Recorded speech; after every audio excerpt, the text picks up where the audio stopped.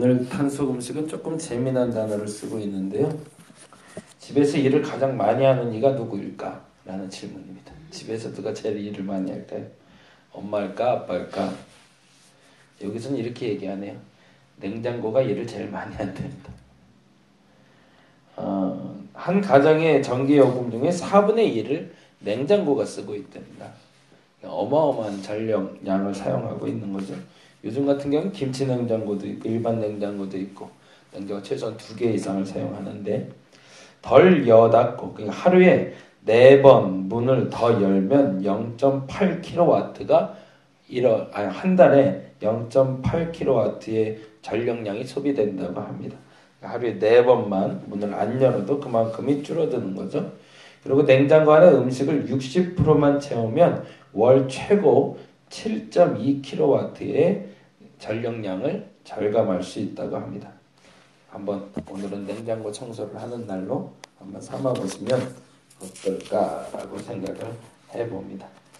누가복음 8장 22절에서 39절까지 조금 길긴 하지만 우리 천천히 한 목소리로 같이 읽도록 하겠습니다. 22절부터 봅니다.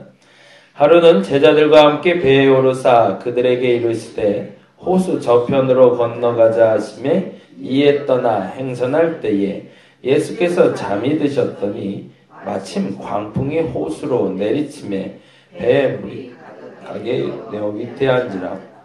제자들이 나와 깨어 이르되 우리가 죽겠나이다 한데 예수께서 잠을 깨사 바람과 물결을 꾸짖으시니 이에 그쳐 잔잔하여 지더라. 제자들에게 이르시되 너희 믿음이 어디 있느냐 하시니 그들이 두려워하고 놀랍게 여겨 서로 말하되 그가 누구이기에 바람과 물을 명하며 순종하는가 하더라. 그들이 갈릴리 맞은편 거라사인의 땅에 이르러 예수께서 육지에 내리심에 그 도시 사람으로서 귀신 들린 자 하나가 예수를 만나니 그 사람은 오래 옷을 입지 아니하며 집에 거하지도 아니하고 무덤 사이에 거하는 자라.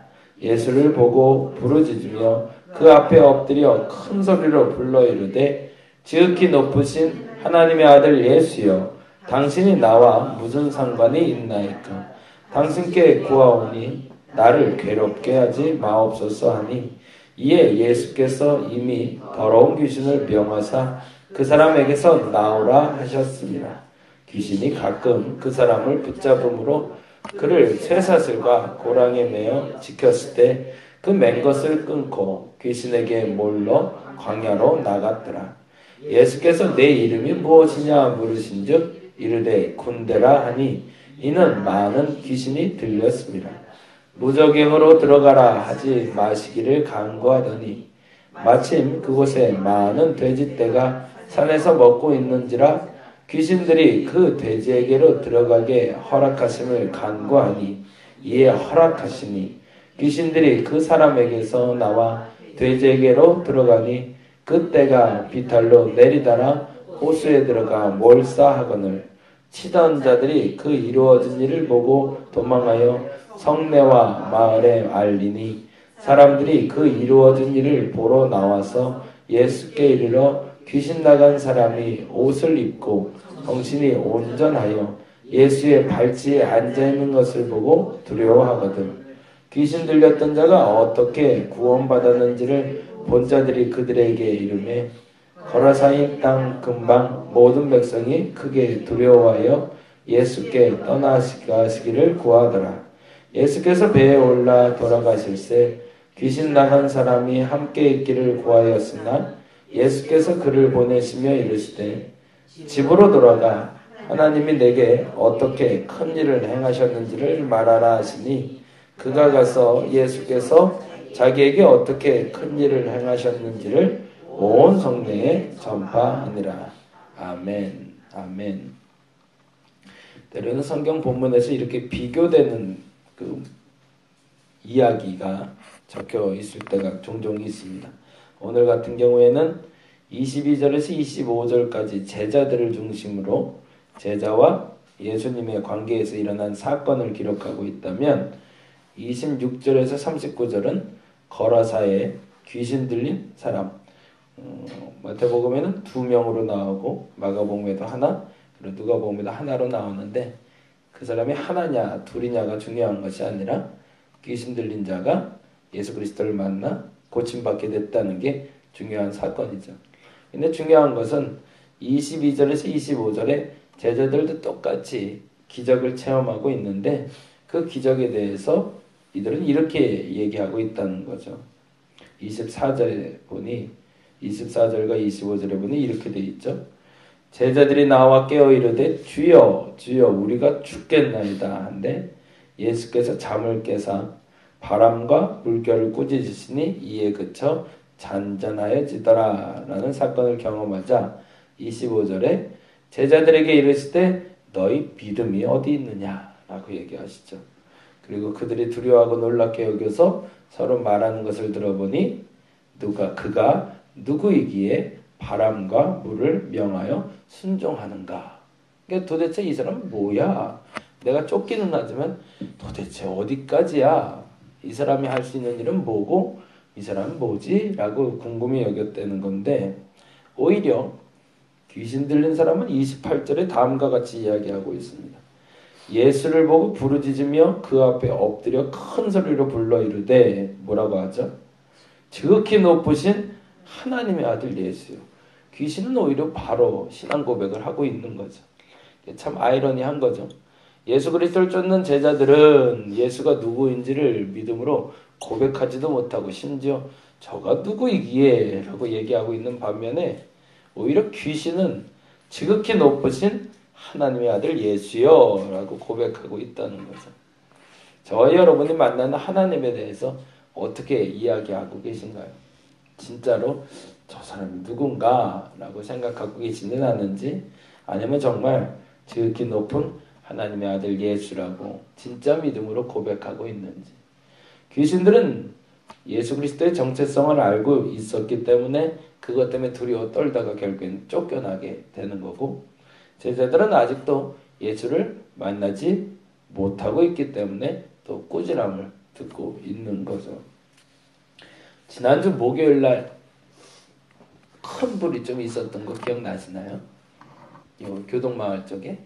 네네네. 그 교동마을 그 교동초등학교 있는 쪽, 보다 정확히는 그 아이온 유치원 쪽에 철물점 쪽에서 불이 났는데 제가 요즘 이렇게 전도할 때 어떻게 가냐면 칼빈대 쪽으로 이렇게 올라가서 칼빈대에서 쌍용 아파트 걸쳐서 코롱 지나서 정강 지나서 요즘은 이제 정강 아파트도 이렇게 한 바퀴 돌아보는데 거기도 참 사람 없대요. 가보니까 한 2명 만나나 봐요. 거기도 조용하더라고요.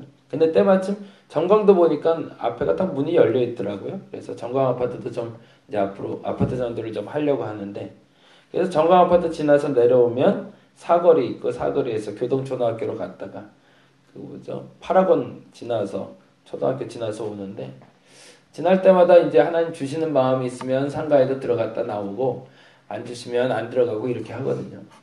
근데 그 꽃집을 자꾸 한 번씩 들어가라고 그러셔서 들어갔는데 들어갈 때마다 사람이 없어요. 그래서 그냥 전도용품만 놓고 나올 때가 있고 또 사람 마음이 이렇게 사람을 만나야 뭘 이렇게 살갑게 이야기도 할 텐데 맨날 전도용품만 주고 가기가 좀 그래서 어느 날은 또 놓고 오고 어느 날은 안 놓고 오고 그러다가 그날 보니까 그날은 또 우리 주인 그 아주머니인데 아주머니가 계시더라고요. 그래서 때마침 만나서 이제 인사 나누고 얘기를 했더니 상황 설명을 좀 해주시더라고요. 그날 불난 얘기를 좀 해주시더라고요. 이제 뭐 이야기거리가 되니까 이제 전도용품 드리고 이야기가 됐는데 철물점이 조그만 게 하나가 있고 그리고 그 철물점 옆에 자동차 정비소가 하나가 있고요. 그리고 자동차 정비소 옆에 꽃집이 있는데 이게 다닥다닥 붙어 있어요. 그래서 뭐 손바닥으로 표현하면 손바닥 하나만한 게 그 철물점이면 손바닥 한 4개만한 게 정비소고 그거 한 4개만한 게 이제 꽃집인데 어떻게 빈틈도 없이 이렇게 다닥다닥 붙어 있더라고요. 근데 이 철물점에 그 물건을 넣어놓는다고 비닐하우스를 이렇게 쳐놓고 계셨대요.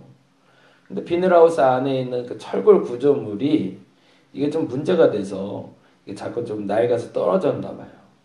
이 철무점 하시는 분이니까 자기가 이제 고쳐보겠다고 의자를 놓고 용접기를 가지고 올라간 거죠. 근데 이거를 하늘을 보고 이렇게 용접을 하니 이 불꽃이 다 어디로 가겠어요? 이 용접을 하다 보니까 두둑두둑 바닥에 떨어지고 막 이렇게 불이 붙는데 그냥 빨리 끝내고 내려가겠다 생각을 하셨던 것 같아요. 주인 어른이. 근데 이제 하다 보니까 이게 불이 붙었는데 이제 놀라니까 본인이 어떻게 꺼보겠다고 이렇게 하다가 가스 그 연기를 먹고 질식하신 거예요. 그 자리에서 그냥 쓰러져 버렸대요.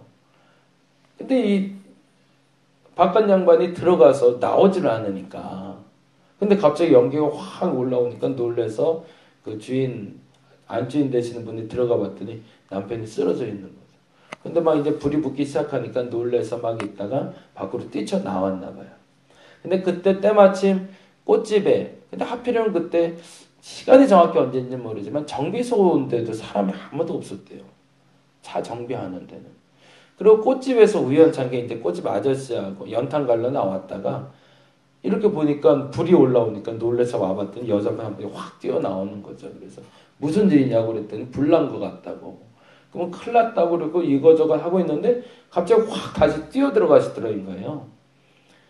아까 어딜 들어가냐고 불나는데 그랬더니 저기 안에 우리 바깥 양반 들어가 있다고 끄집어내야 된다고.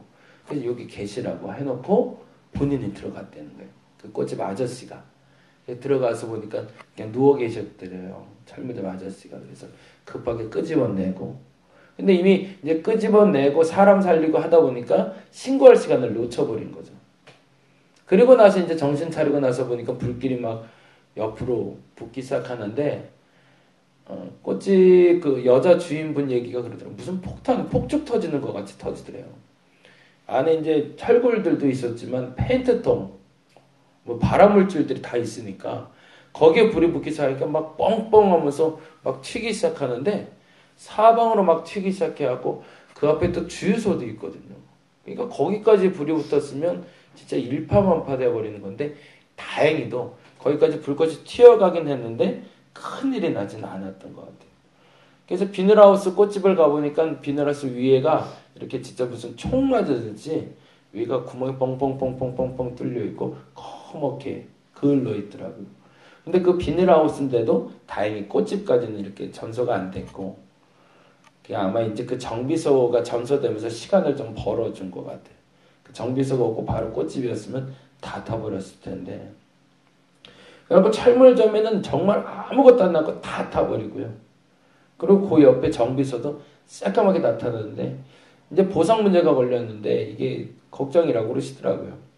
이 철물점 주인이 지금 누워 계시니까 그분한테 뭐 지금 당장 가서 이렇게 보상해라 저렇게 보상해라 말하기도 힘들고 그런 상황에서 뒤에 또 유치원이 있는데 다행히 이제 유치원까지 불은 가지 않았던 것 같아요. 근데 뒤 텃밭은 다 태워먹었고 그리고 아파트 그 벽이라고 그러죠. 벽체까지도 다 그을렸더라고요.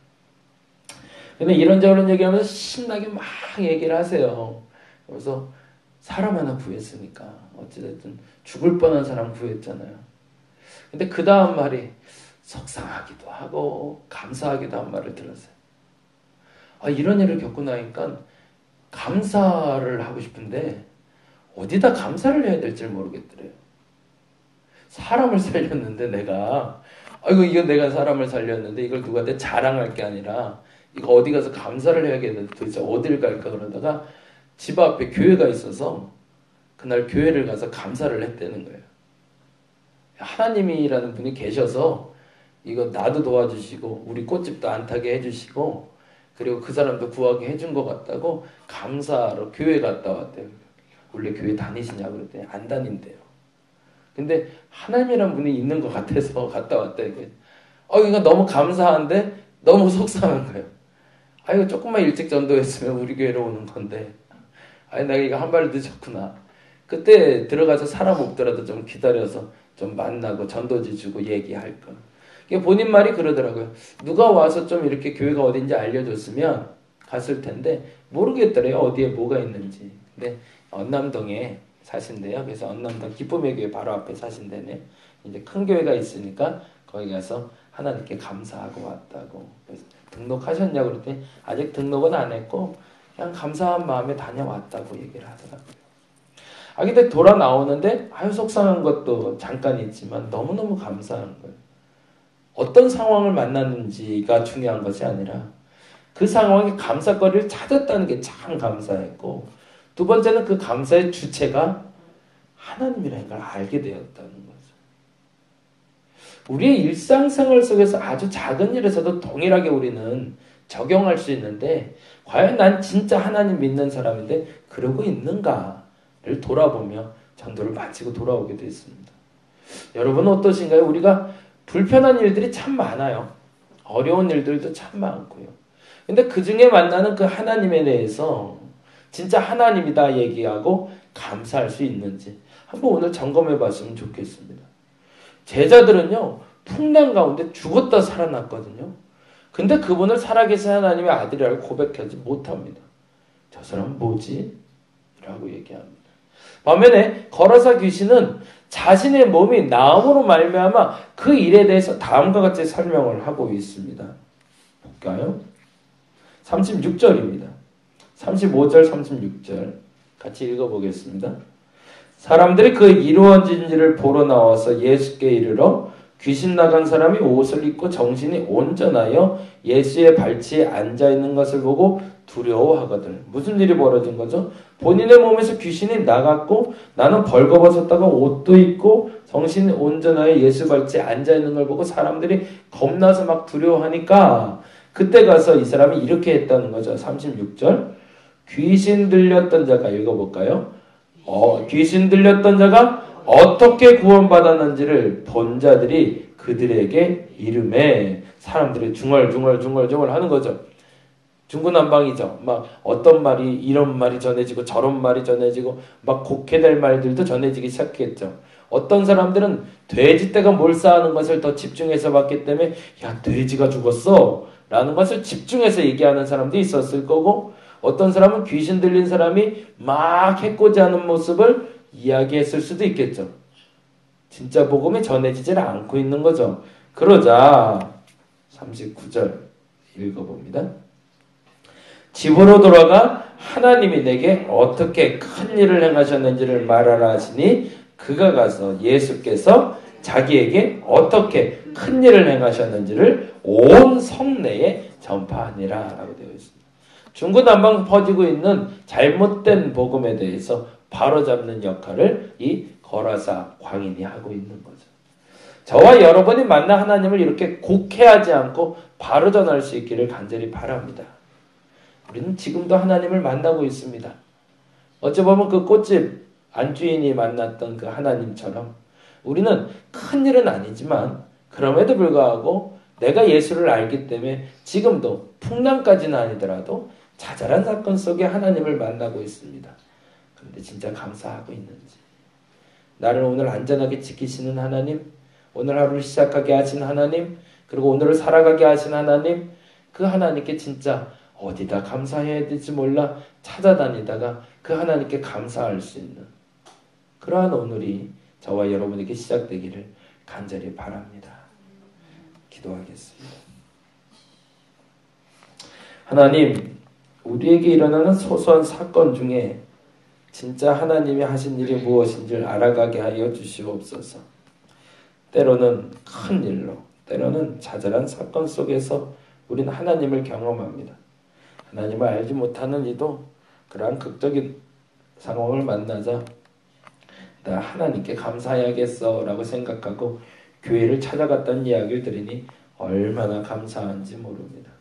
맞습니다. 우리들에게 일어나는 감사에 대한 사건을 만날 때 하나님께 곧바로 찾아갈 수 있는 우리가 되게 하여 주시옵소서. 그것이 옳습니다. 근데 내 발은 딴 데로 자꾸 갑니다. 저 사람에게 혹은 내게 도와준 사람에게 또한 자랑하고 싶어서 주변 이웃에게 가게 됩니다. 그러지 말게 하시고 하나님께 뛰어가게 하여 주옵소서. 그리고 하나님께 무릎 꿇게 하시고 하나님께 감사합니다 고백할 수 있는 우리가 되게 하여 주시옵소서. 인생의 답은 거기에 있습니다. 그곳에 하나님이 계십니다.